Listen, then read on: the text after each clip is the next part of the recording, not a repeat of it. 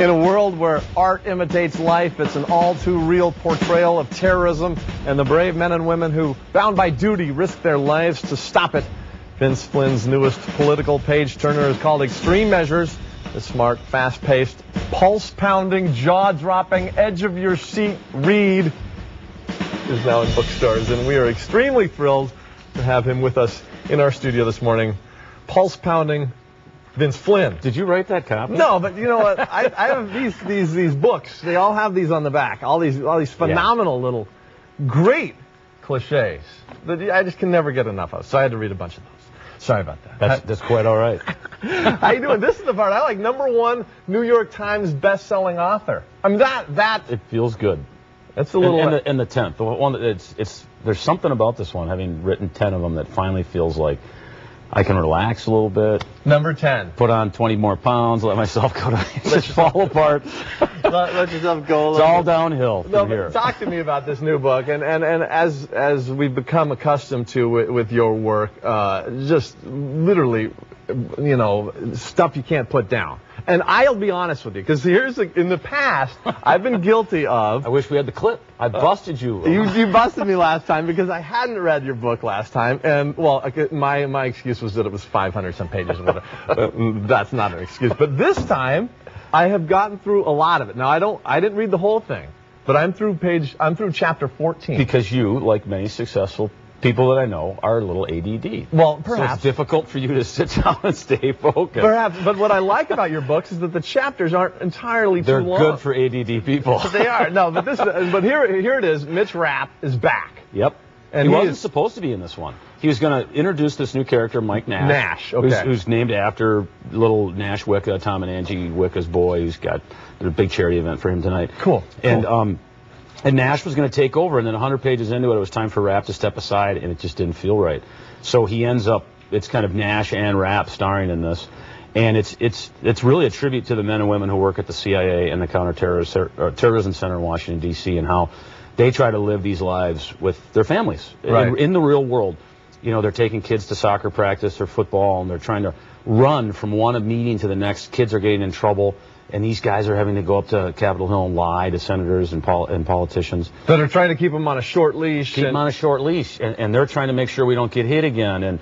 And you know, the CIA's job historically has been to bend and break a lot of rules. And how do they balance that?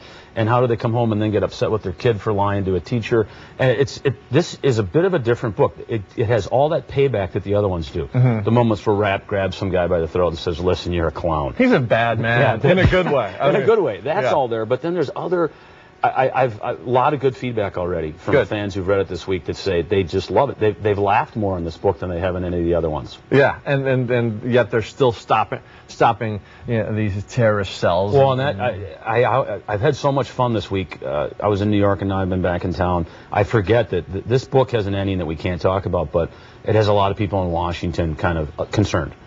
On edge. That this is something that they haven't really thought of, how this book ends, and it's problematic for their security measures. Which brings us to the point, how do you come up with this stuff, and you know, without giving away your deep, sordid secrets, how do you ever run out of material, or does it just keep churning? And I used to worry that I would, I guess occasionally, but now I sit down, I do a lot of research. And what I found is if you lock yourself in a room for 6 hours a day to write one of these things, it comes. That's the gift, I guess. Yeah, that is a gift, truly. And it's coming across on the pages, and my goodness, just keep churning them. And it seems like they get better. Do you find yourself more proud the more you go on, or like the new ones are ones that... Do you find yourself improving as a writer? I guess I definitely. Yeah. I spend less time wringing my hands. It's like, I mean, I'm not being patronizing here, but it's you doing your perk seconds, your segments. You know eventually, is it going to work or isn't it going to work? Mm-hmm. And you kind of know instinctively up front, and it's easier to commit to it then.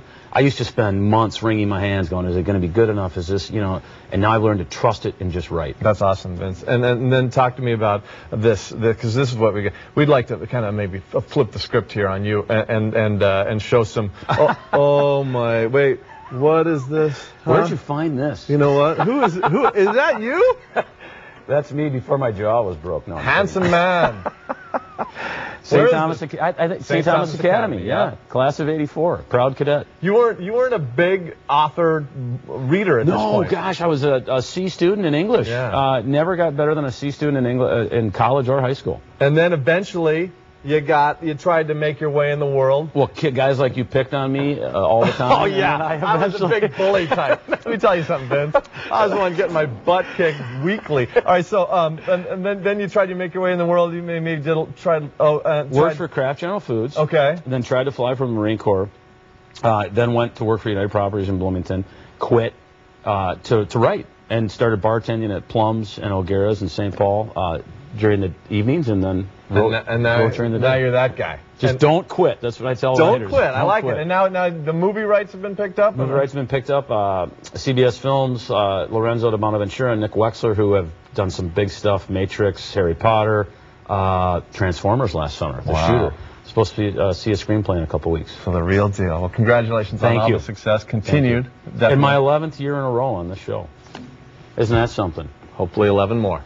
Vince Flynn will sign copies of his newest political thriller, Extreme Measures. That's today at Costco in St. Louis Park. Then next Wednesday at 6:30 p.m., Vince will appear at Once Upon a Crime in Minneapolis. For more information about Vince, his books, and other book signings, visit KARE11.com, where we have a direct link set up to Vince's website. Very good. Coming up next, we'll preview a cool